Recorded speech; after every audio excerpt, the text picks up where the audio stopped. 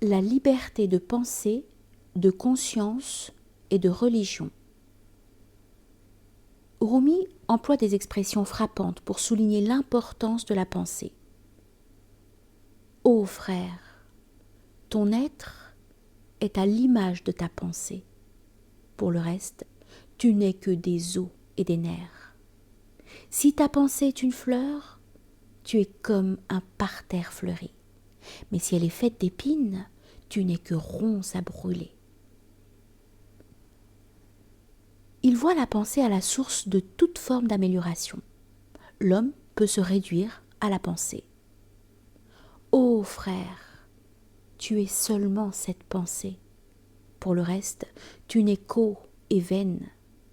Si votre pensée est une rose, vous êtes un jardin de roses. Si c'est une épine, vous êtes un carburant pour un fourneau.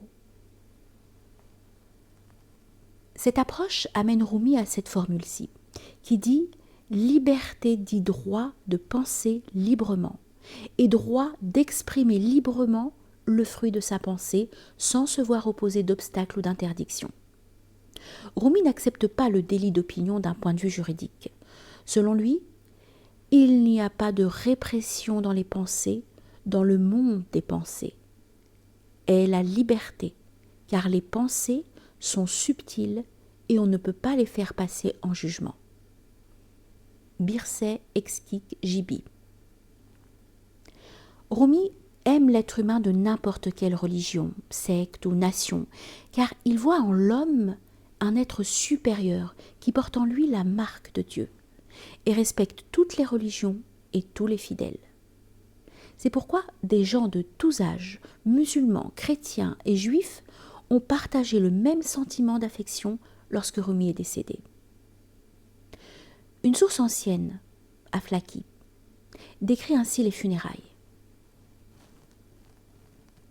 Après qu'on eut apporté dehors le corps sur un brancard, la totalité des grands et du peuple se découvrit la tête.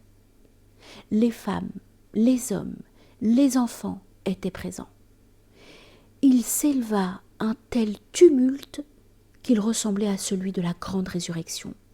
Tous pleuraient, et la plupart des hommes marchaient, poussant des cris, déchirant leurs vêtements, le corps dénudé. Les membres des différentes communautés et nations étaient présents, chrétiens, juifs, grecs, arabes, turcs, etc. Ils marchaient devant, chacun tenant haut leur livre sacré. Conformément à leur coutume, ils lisaient des versets des psaumes, du Pentateuque et de l'Évangile, et poussaient des gémissements de funérailles. Les musulmans ne pouvaient pas les repousser à coups de bâton ou de plats de sabre. Il se leva un tumulte immense dont la nouvelle parvint au grand sultan et au Pervané, son ministre. On fit venir les chefs des moines et des prêtres et on leur demanda quel rapport cet événement pouvait avoir avec eux, puisque ce souverain de la religion était le directeur et l'imam obéi des musulmans.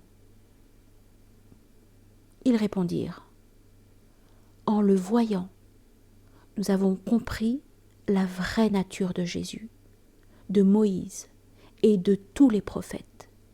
Nous avons trouvé en lui la même conduite que celle des prophètes parfaits, telle que nous l'avons lue dans nos livres. Si vous autres musulmans vous dites que notre maître est le Mohammed de son époque, nous le reconnaissons de même pour le Moïse et le Jésus de notre temps.